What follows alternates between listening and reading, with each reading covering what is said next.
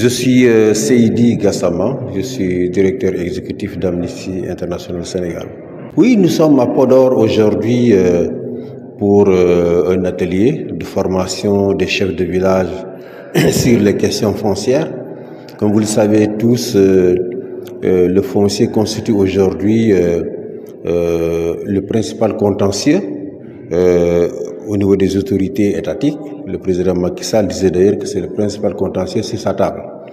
Et dans tout le Sénégal, les communautés ont des conflits avec leurs chefs de village, avec leurs maires, parfois avec des promoteurs étrangers sur les questions de terre. Et donc nous pensons qu'il faut sensibiliser les communautés pour qu'elles comprennent un peu la législation foncière au Sénégal et surtout qu'elles comprennent également les voies de recours qui s'offrent à elles lorsque ces contentieux arrivent.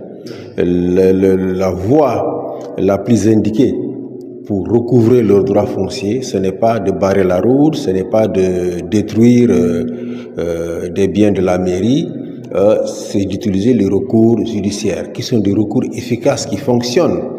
Et nous les avons éprouvés dans le cas de Dodel, où des terres avaient été données à un promoteur étranger. Nous avions nous-mêmes, Amnesty, la Ligue sénégalaise des droits de l'homme et la RADDHO, aidé cette communauté à saisir la Cour suprême d'un recours et finalement les terres ont été restituées à Dodel. Donc ce sont des recours qui marchent et qu'il faut utiliser. Et donc nous avons aussi invité en plus de l'inspecteur des impôts et domaines, chef de service à Saint-Louis, nous avons invité aussi le président du tribunal d'Agana qui est venu suppléer son collègue de Podor pour expliquer ces voies de recours. Et nous avons pensé aussi que la question de la désertification, de la déforestation pose un vrai problème. C'est pour ça que nous avons demandé cette fois-ci aux eaux et forêts de venir parler aux communautés également de la problématique des forêts classées. Comment demander à avoir une forêt classée dans sa localité, comment demander que des terres soient déclassées et retournées aux populations parce qu'ils en ont besoin pour cultiver. Et enfin l'ANAT aussi est là. L'ANAT est responsable de la délimitation des communes, des départements et même des villages, parce que beaucoup de conflits arrivent parce qu'on n'a pas une délimitation claire des communes. Donc on a des communes qui délibèrent et qui empiètent sur d'autres communautés. On a parfois des villages qui ont des problèmes au niveau des frontières. Ça c'est le rôle de l'ANAT. Et ce séminaire, pour la première fois, c'est la première fois qu'on invite l'ANAT à parler justement de cet aspect-là, de la délimitation des communes, des départements et des villages. Absolument. Ce qui nous a vraiment encouragé à revenir à Podor, nous étions déjà à Podor il y a 2 mois, au mois d'avril. Nous sommes revenus parce que nous avons constaté que vraiment,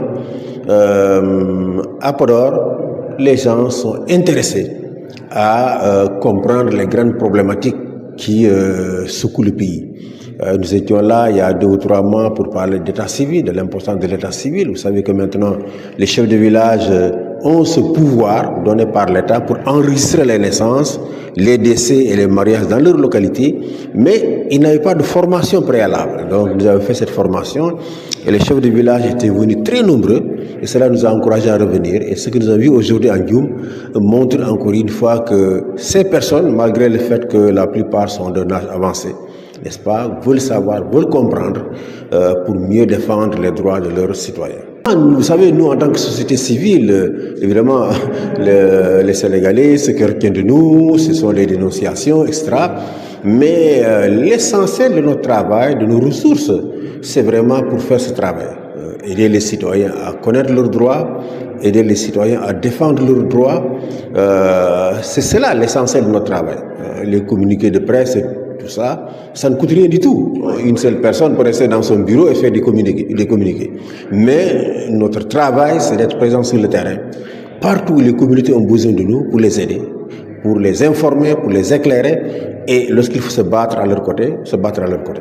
Alors ce que je voudrais dire aux chefs de village de Podor et vraiment de tout le Sénégal, c'est de demander à leur maire, justement, de délibérer. Aujourd'hui, pour avoir la sécurité foncière, il faut commencer par obtenir une délibération. Vous pouvez avoir des centaines d'hectares, votre famille peut avoir des centaines d'hectares, mais si vous n'avez aucun titre de propriété sur ces centaines d'hectares, elles restent des terres du domaine national que l'État peut attribuer, n'est-ce pas, si l'État le veut, sans aucune compensation. Si vous avez planté quelques arbres, on vous donnera quelques centaines de mille pour compenser les arbres et les orangers que vous avez plantés. Si vous n'avez rien planté, l'État peut prendre ces terres sans rien vous donner du tout. Donc nous conseillons aux maires, nous conseillons aux chefs de village d'informer les communautés que chaque famille, et nous lançons un appel à la diaspora, il faut que la diaspora aide les familles qui sont ici à Podor et dans le Fouta à pouvoir immatriculer les terres. Demander à chaque maire de délibérer et de donner, n'est-ce pas, une délibération à chaque famille sur ces terres, n'est-ce pas, et qu'ensuite, les familles, une fois qu'ils ont ces délibérations, le processus a commencé pour avoir un bail, ensuite pour avoir un titre foncier. Voilà. Ça, il faut le faire, il ne faut pas le négliger. Si la diaspora doit vraiment aider les parents ici, c'est ce qu'elle doit faire. Parce qu'à l'indépendance du pays, nous étions moins de 3 millions de Sénégalais. Maintenant, nous sommes presque 20 millions. Donc la population a augmenté de façon exponentielle, alors que le territoire national n'a pas augmenté.